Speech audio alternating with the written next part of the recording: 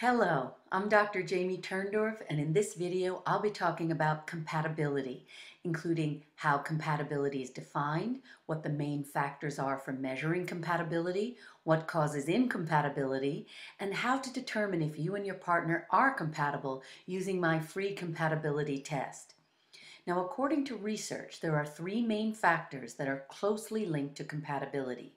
The first is homogamy, or similarity. The second is relationship-enhancing communications. And the third is strong couple identity. Let's start with homogamy. Research proves that homogamy, or similarity, is the master key that unlocks the mystery of compatibility. The notion of opposites attracting is a common relationship myth when, in fact, couples who are too dissimilar find themselves fighting over every issue, big and small. The truth is, the more similar you and your partner are, the more compatible you will be.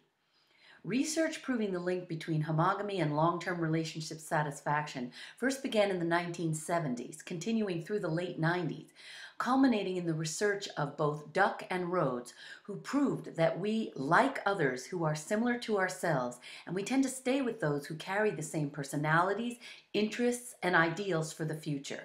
This is why a couple with a substantial degree of homophily, which is the tendency for people to form ties with people who are similar to themselves in socially significant ways, find themselves in a positive, nurturing relationship for a long time to come.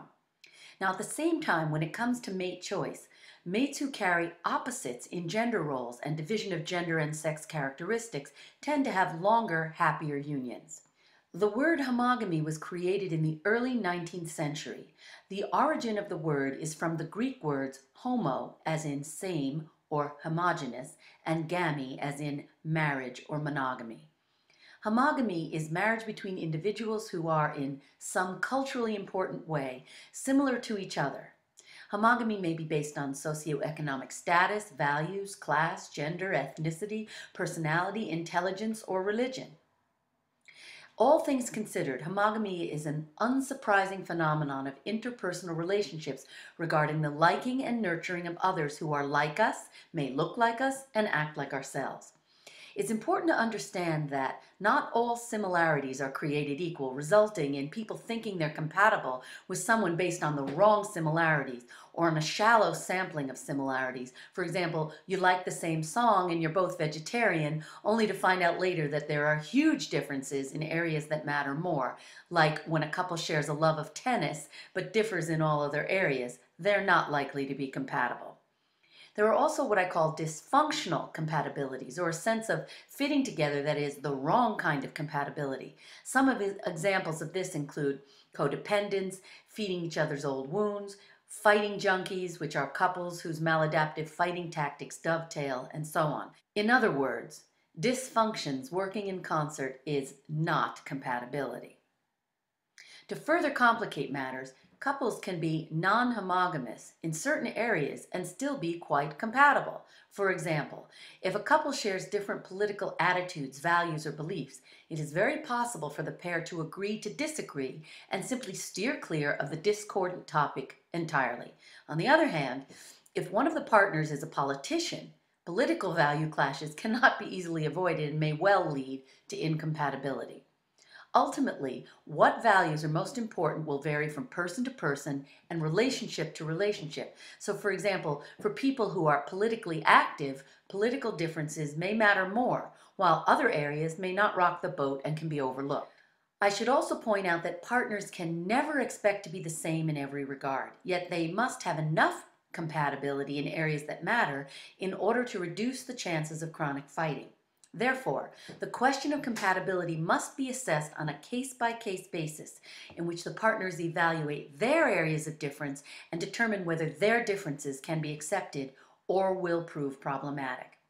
It should also be noted that some differences are actually healthy and can invite both partners to grow.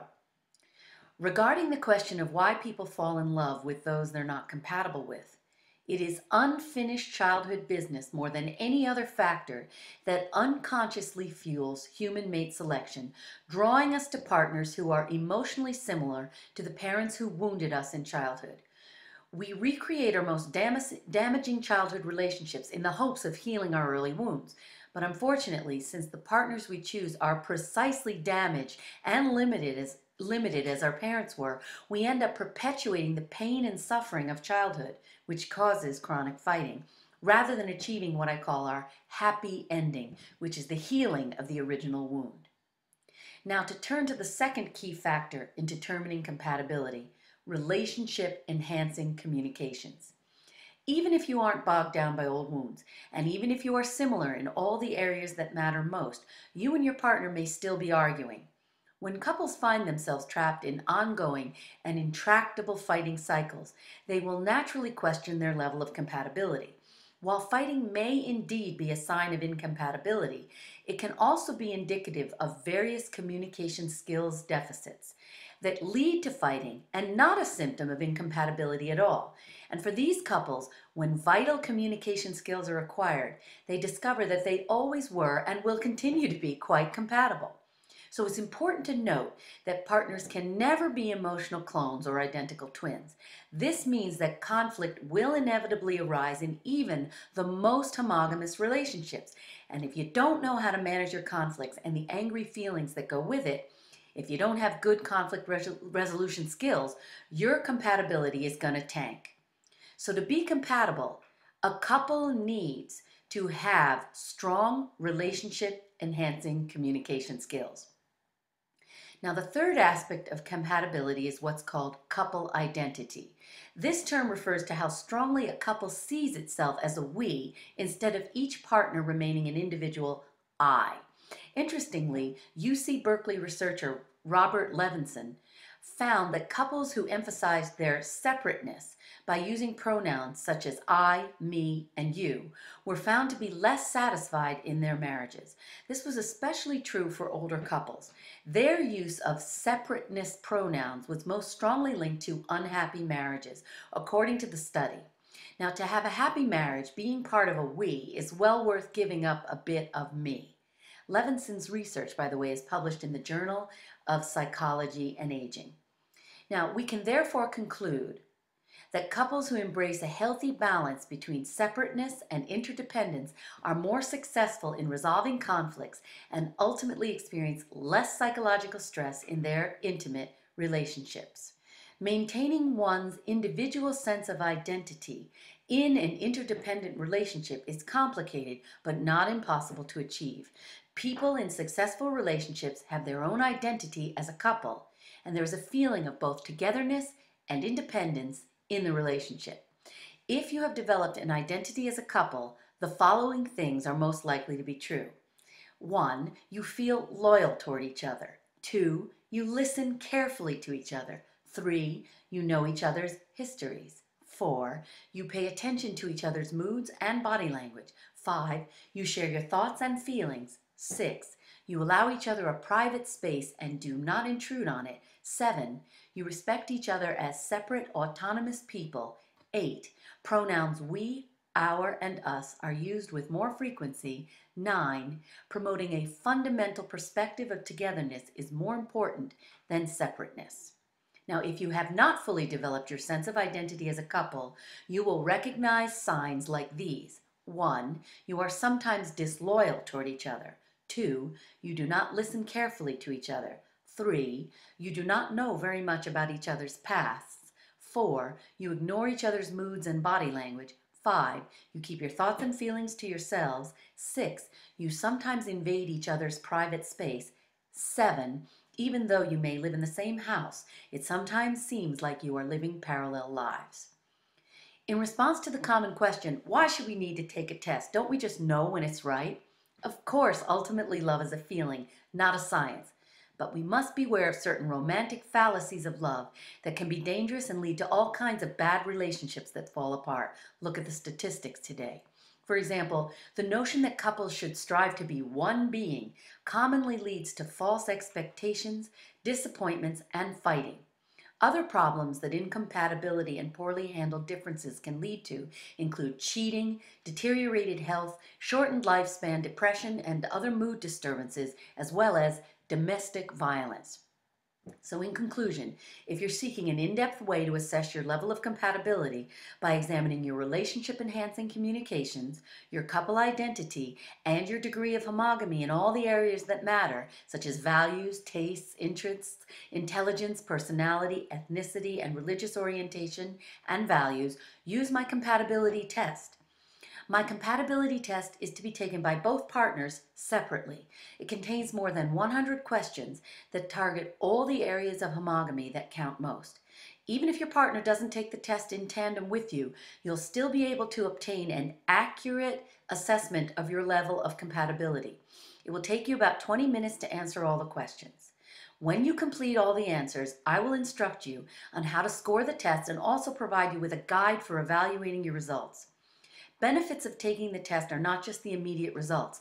The test will also guide you to pinpoint what questions really matter most in assessing compatibility, and it will get you thinking differently about the relationship you're in, as well as any future relationships you get into, including all other kinds of relationships in your life. To get your free test, you have to go and sign up for my free Ask Dr. Love newsletter. In addition to getting access to this test, with your subscription, you will also get access to 7 other test workbooks, including Is Your Partner Ready for a Relationship, Your Personality Profile, What's Your Relationship IQ, Critical Questions to Ask Before You Get Too Close, Create a Mate, my blueprint for discovering your ideal partner, Why Didn't It Work Out with My Ex, and Were We Compatible? In addition, my weekly newsletter includes summaries of the latest questions answered and articles posted on AskDrLove.com, weekly relationship tips and quotes, radio show and new product announcements, and member-only discounts on all my products, books, webinars, and coaching programs. You can subscribe to my newsletter at AskDrLove.com or through my Facebook page at facebook.com/AskDrLove. After confirming your subscription, the first email you automatically receive will contain instructions on how to download this test and all the others. It's presently in ebook PDF form, so you can read it using Adobe Acrobat on any computer and easily print it out. Depending on where you're seeing this video, look around for sign-up links in the video description or elsewhere on the page. Also, you can follow me on Twitter at AskDrLove to keep up with all my news, daily tips, and special offers. Well, I hope you've enjoyed my presentation and have learned something new about compatibility, and won't hesitate to go now and get your free compatibility test. With just a little bit of effort to learn more now, you can change the quality of your relationships for the rest of your life. For now, this is Dr. Jamie Turndorf wishing you all the love in the world. Take good care.